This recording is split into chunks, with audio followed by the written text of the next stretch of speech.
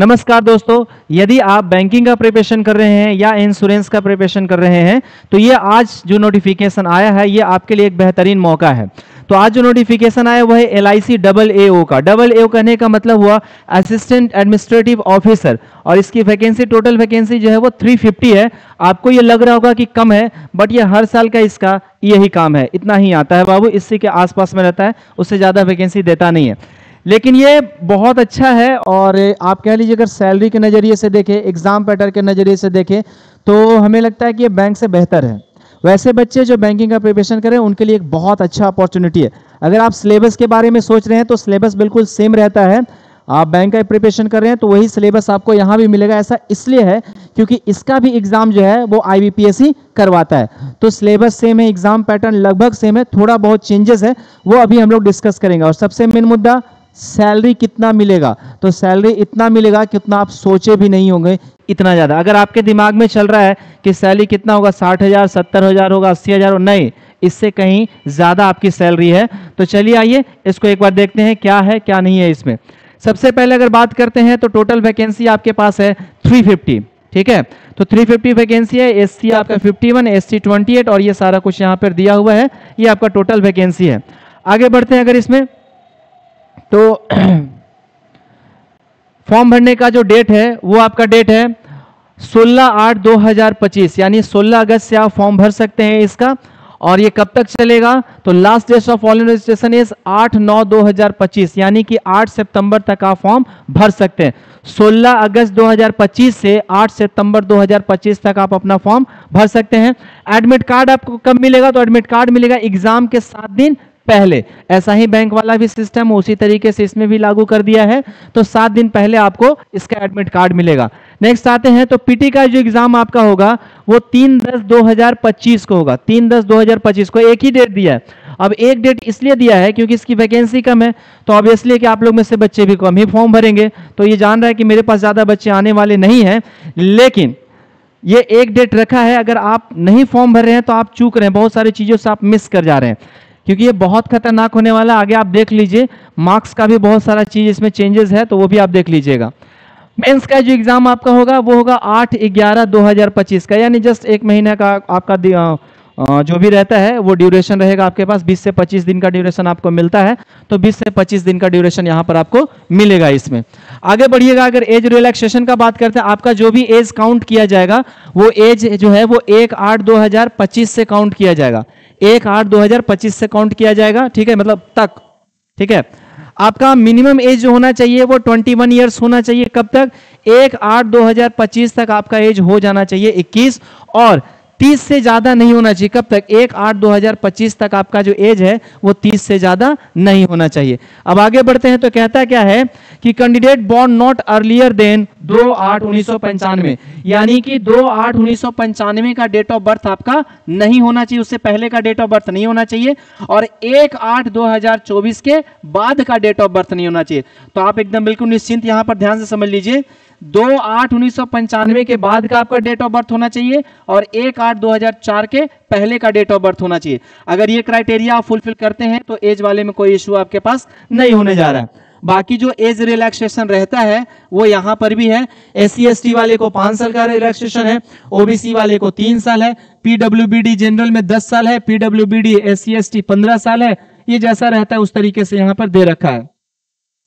यहां पर अगर आते हैं तो एजुकेशन क्वालिफिकेशन, कि आपका ग्रेजुएशन होना चाहिए, बस किसी भी स्ट्रीम में आप ग्रेजुएट होने चाहिए। और ये भी नहीं यहां पर दे रखा है कि कितना मार्क्स होना चाहिए, तो मार्क्स का भी कोई झंझट नहीं है। देख लो यहां पर, bachelor's degree in any discipline from a recognised Indian university और इंस्टीट्यूशन, यानी कि बस आपका ग्रेजुएशन कंप्लीट होना चाहिए, उसके अलावा एक्स्ट्रा कुछ नहीं चाहिए। कोई परसेंटेज नहीं कि आप 50% लाएं, 55 लाएं, 60 लाएं, 70 लाएं, 80 लाएं, इससे कोई लेना देना नहीं, सिंपली आप ग्रेजुएट होने चाहिए। चलिए तो फटाफट से आगे बढ़ते हैं, और आगे जब आप बढ़िएगा तो आगे देखिए फी का अगर बात करते हैं कि आपको फॉर्म भरने में कितना फी लगने वाला है, तो उसका यहां पर है, देख लीजिए। तो फॉर्म भरने में जो आपको फी लगेगा बाबू, ये लगेगा आपको for SC ST PWD candidates के लिए मात्र 85 है। ट्रांजैक्शन चार्ज और GST लगने वाला है, ये चार्जेस है। लेकिन बाकी अदर्स कैंडिडेट्स के लिए है कितना, 700 रुपया इसके बाद ट्रांजैक्शन चार्ज और जीएसटी, ये सारा अप्लाई करके लगभग 750 के आसपास आपका चला जाएगा। यानी अगर आप SC/ST कैंडिडेट हैं या PWBD कैंडिडेट हैं तो आपको चार्जेस लगना है 85 प्लस ट्रांजैक्शन चार्जेस और जीएसटी जो उसमें लगता है वो लगेगा। और इसके अलावा कोई और कैंडिडेट्स हैं अगर आप, तो आपका जो चार्जेस है वो लगेगा 700 रुपया प्लस में जीएसटी और ट्रांजैक्शन चार्ज लगेगा।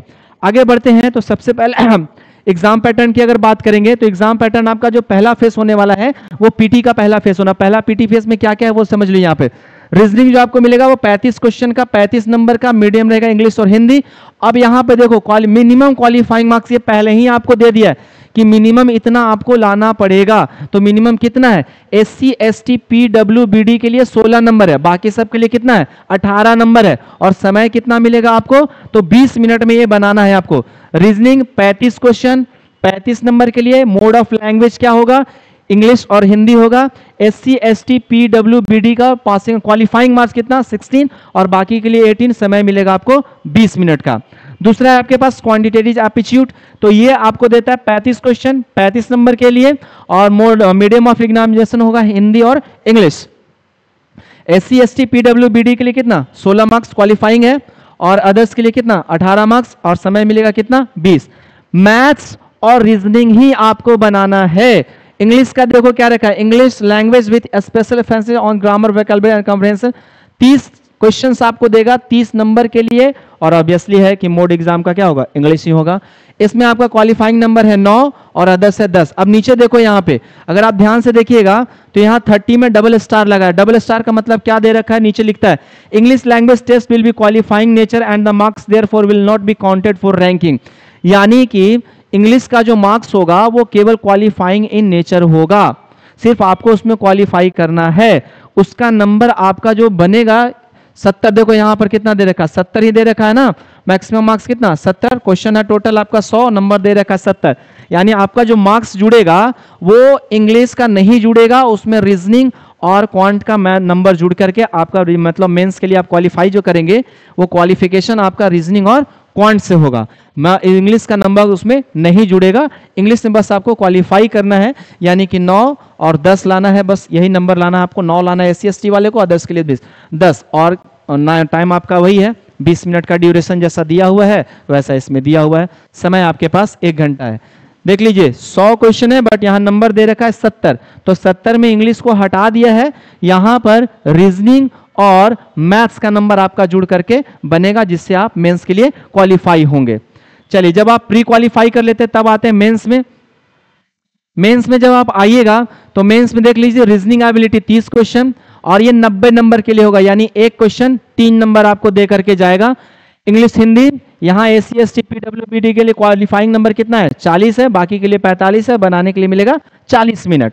वही चीज यहां पर करते हैं जनरल नॉलेज और करंट अफेयर्स। अब देखो यहां जनरल अवेयरनेस नहीं लिखा है, जनरल नॉलेज लिखा है। तो जनरल नॉलेज यहां पर मैं आपको क्लियर कर दे रहा हूं। यहां पर स्टैटिक्स का क्वेश्चन आएगा, यानी स्टैटिक्स का क्वेश्चन कहने का मतलब ये हुआ सेंचुरी पार्क वगैरह हो गया, कोई पार्टिकुलर डेट हो गया, तो सारा स्टैटिक्स का जो भी जीके है वो यहां पर आ जाएगा जनरल नॉलेज में। यहां पर आपको जनरल अवेयरनेस नहीं पूछा जा रहा है। हाँ, करंट अफेयर्स का अगर बात करते हैं तो जो भी लेटेस्ट में बैंकिंग का घटना है, RBI का है, सेबी का जो भी है, वो आपको पढ़कर आना पड़ेगा, वो आपको मिलेगा वहां पर। नेक्स्ट यहां देखिएगा तो जनरल अवेयरनेस में क्या क्या है, सॉरी जीके और करंट अफेयर्स में क्या है, 30 क्वेश्चंस मिलेंगे 60 नंबर के लिए, यानी एक क्वेश्चन आपको देगा 2 नंबर दे करके जाएगा। इंग्लिश और हिंदी और यहां से SC/ST की अगर बात करते हैं तो 27 आपका यहां पे क्वालिफाइंग है उनके लिए और बाकी के लिए 30 क्वालिफाइंग इन नेचर है और इसको बनाने के लिए आपको मिलेगा 20 मिनट। इसके बाद करते हैं तो डेटा एनालिसिस एंड इंटरप्रिटेशन। आप भी जानते हैं कि बैंकिंग सेक्टर का अगर एग्जाम होता है जैसे SBI हो गया, IBPS हो गया, तो उन लोग कभी भी मेंस में आपको मैथ्स नहीं लिखता, क्वांट नहीं लिखता, वहां सिंपली यही चीज लिखता है। क्या लिखता है? Data analysis and interpretation. तो इसी का है आपके पास कितना क्वेश्चन देगा? 30 क्वेश्चन देगा 90 नंबर के लिए। यहां पर भी आपको एक क्वेश्चन जो होगा वो 3 नंबर का देगा और इंग्लिश हिंदी में होगा। SC/ST PWBD के क्वालिफाइंग है 40, अदर्स के लिए है 45 और समय मिलेगा मैथ्स बनाने के लिए आपको, क्वांट बनाने के लिए देगा 40 मिनट का समय दे रहा है। मेन जो इसमें है, जो सबसे मोस्ट इंपॉर्टेंट है, वो है आपका चौथा सेक्शन। वो क्या है? Insurance and financial market awareness. Insurance and financial market awareness, ठीक है। अब ये चीज क्यों है, ये क्योंकि आप उसी का एग्जाम दे रहे हैं, इंश्योरेंस का ही एग्जाम देने जा रहे हैं, तो उसके बारे में आपके पास नॉलेज होना ही चाहिए। तो वो क्या रहेगा, 30 क्वेश्चन देगा 60 नंबर के लिए, यानी एक क्वेश्चन यहां पर देगा आपको 2 नंबर दे करके जाएगा, इंग्लिश और हिंदी। ठीक है, SC ST PWD के लिए जो है यहाँ पर PWBD के लिए है वो है आपका 27 नंबर क्वालिफाइंग इन नेचर है, और बाकी सब के लिए है 30 इन क्वालिफाइंग इन नेचर है, और ये देगा आपको 20 मिनट के लिए यहाँ पर देगा। टोटल 120 क्वेश्चन 300 नंबर के लिए, और आपको समय मिलेगा 2 घंटे का समय मिलेगा। यहां पर इंग्लिश बात करते हैं, इंग्लिश लैंग्वेज डिस्क्रिप्टिव पेपर का अगर बात कीजिएगा तो यहां पर 2 क्वेश्चन मिलेगा और 25 नंबर का होगा। इसका भी क्वालिफाइंग इन नेचर होगा, ये बस क्वालिफाई आपको करना है।